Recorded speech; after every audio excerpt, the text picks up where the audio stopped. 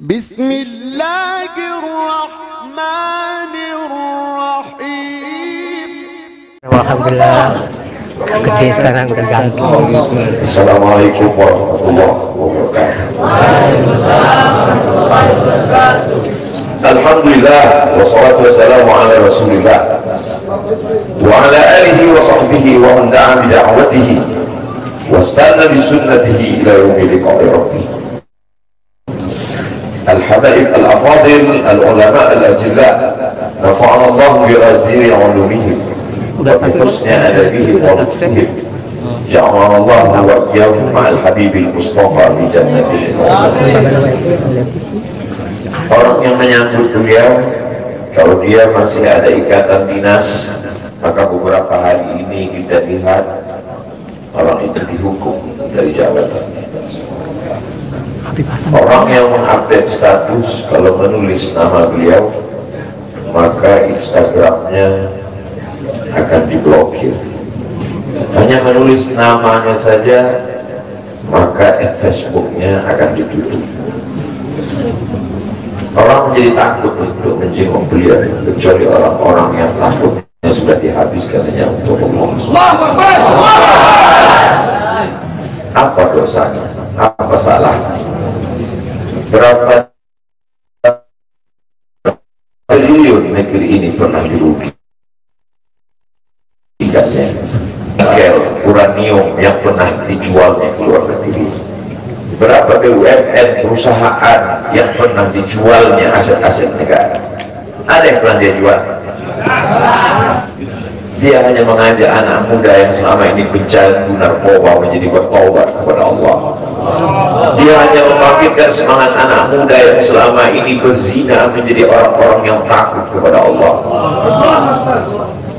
Dia hanya mengajak mereka yang memakai baju hitam, pakaian hitam, berubah menjadi pakaian putih. Mereka berusaha untuk memutihkan catatan amal baik mereka di hadapan Allah. Dia hanya menyadarkan umatnya supaya sadar bahwa politik itu penting. Angkatlah pemimpin yang adil dan amanah. Dia hanya sedang mengajak umatnya supaya jangan memilih pemimpin kafir. Salahkah perbuatannya? Tidak. Dia tinggal di negara demokrasi. Dalam dunia demokrasi, siapapun berhak untuk mengajak menyuarakan kebenaran. Dia tidak melawan sultan, dia tidak melawan ulil amri, dia tidak melawan siapapun. Dia hanya melawan ketidakadilan. Hari ini saya berangkat setelah sholat subuh menuju airport, naik pesawat. Setelah naik pesawat, naik mobil. Setelah naik mobil, jalan macet, saya mesti turun naik sepeda motor. Setelah naik sepeda motor pun juga tidak bergerak, jalan kaki.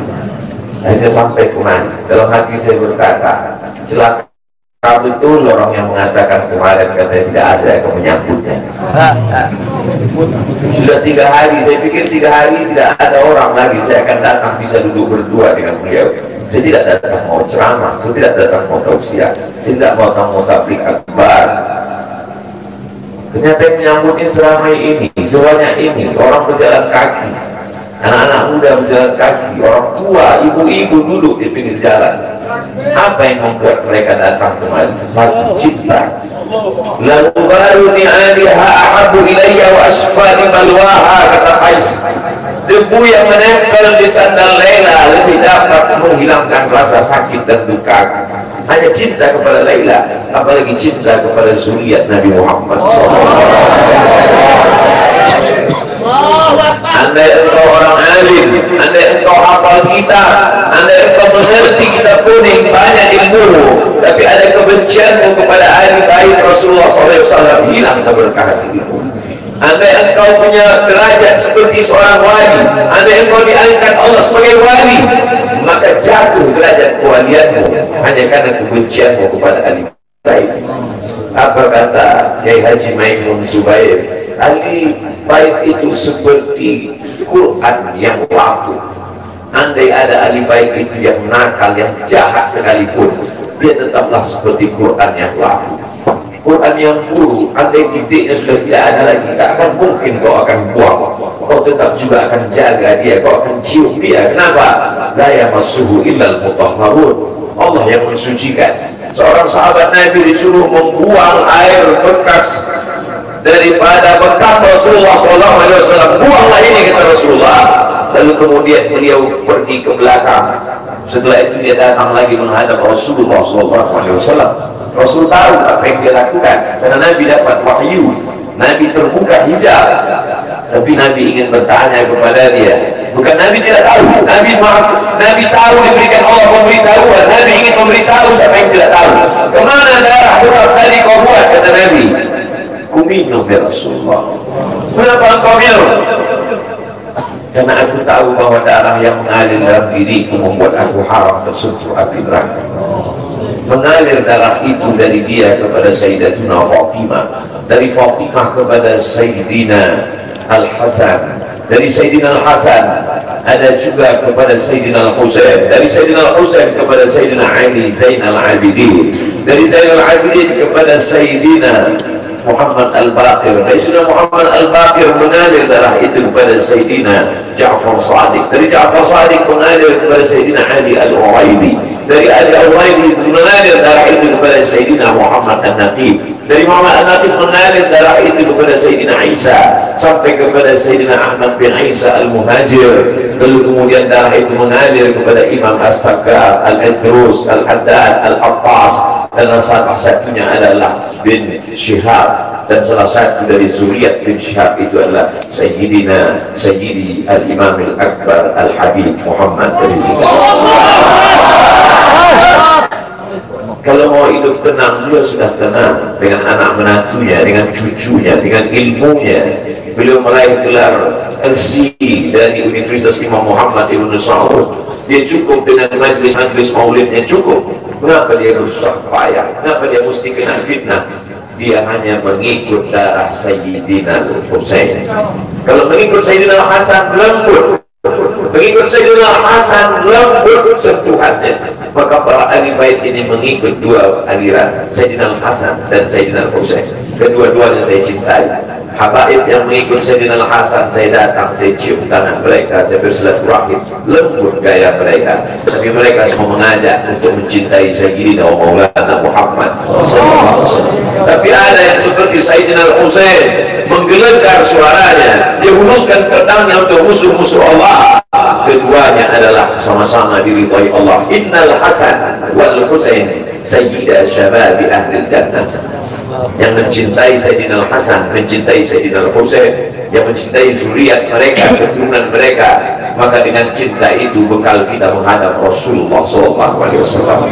Andai aku dihadapkan nanti menghadap Allah, tahajud tak sebanyak Imam Ahmad bin Hanbal, 300 raka'ah fil yawmi wal layla, 300 rakaat sehari semalam. Andai aku dihadapkan kepada Rasulullah SAW, maka jihadku tidak sebanyak Sayyidina Khalid bin Walid. Setiap jengkal kulitnya, setiap tetes darahnya tak lepas daripada tebasan tombak, anak panah dan pedang. Andai aku dihadapkan kepada Sayyidina Maulana Muhammad SAW, amalku tak sebanyak Abdurrahman ibn Auf. Lalu apa bekal wahai Abdul Somad? Adakah ceramah-ceramahmu itu bisa kau jadikan bekal menghadap Allah? Tidak. Sebagiannya sudah diambil oleh tatapan mataku melihat berapa subscriber, follower dan viewer. Abdul Somad mungkin habis amalnya sudah ria. Satu-satunya yang akan dijadikan bekal menghadap Rasulullah hanyalah aku pernah mencintai keturunan Rasulullah. Aku pernah mencintai zuriat. Sallu ala Nabi.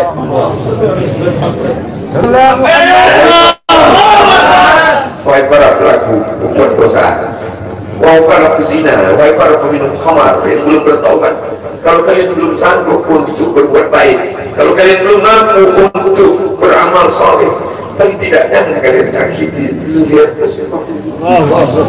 Jangan kalian keluarkan kata-kata, jangan keluarkan kata-kata fitnah. Bagaimana kalian akan menghadap Rasulullah? Bagaimana kalian akan menghadap Rasulullah? Pada saat itu seluruh umat berkumpul menghadap Nabi Adam alaihissalam. Kami tidak sanggup berdiri di padang mahsyar ini, wahai Adam, menghadaplah kepada Allah. Kata Adam, aku tidak sanggup menghadap Allah, karena dulu Allah berkata, la taqrabu hadhihi syajarah, jangan kau dekati pohon kurdi ini, tapi aku malah memakannya ya Allah. Mereka datang menghadap Nabi Nuh alaihissalam. Kata Nabi Nuh, aku tak sanggup menghadap Allah karena anakku durhaka. Sa'awi ila jabalin ya'simuni minal ma', aku akan naik ke atas bahtera perahu yang bisa menyelamatkan aku dari air. Aku tak sanggup menghadap Allah, kata Nabi Nuh alaihissalam. Mereka menghadap kepada Nabi Musa, aku tak mampu, kata Nabi Musa. Mereka menghadap kepada Nabi Isa, aku pun malu kepada Allah karena mereka jadikan sembahan di atas muka bumi Allah. Mereka hanya mampu menghadap Sayyidina Maulana Muhammad sallallahu alaihi wasallam. Wahai para pezina, wahai para pelaku dosa, kalau kalian belum mampu beramal soleh, belum mampu bertobat, paling tidak jangan kalian zina zuriat Rasulullah SAW. Bagaimana kalian akan menghadap Rasulullah pada saat itu? Tak ada syafaat. Man alladhi yashfa'u illa bi'idhnihi. Tak ada satu pun yang bisa memberikan syafaat kecuali Sayyidina wa Maulana Muhammad sallallahu alaihi wasallam. Wahai para pemimpin yang hari ini kau dititipkan amanah kekuasaan, beberapa hari ini kau lihat apa yang dilakukan orang pada Donald Trump. Kurang hebat apa lagi Trump? Negara adidaya, kekuasaan, kaya raya. Tapi ketika kekuasaan itu diambil oleh Joe Biden, kita pun malu melihat video ejekan-ejekan itu. Kalau hari ini kau punya kekuasaan, saudara, sampai masanya kau juga akan mengalami seperti yang dialami oleh Trump. Jabatan itu cabut Allah Ta'ala. Saya masih melihat video bagaimana Bapak Susilo Bambang Yudhoyono sampai ke Pekanbaru beberapa tahun yang lalu. Di depan balihonya disobek. Beliau jenderal, ganteng, punya partai, tapi setelah kekuasaan itu tak ada di tangannya, difitnah, dibully, balihonya disobek.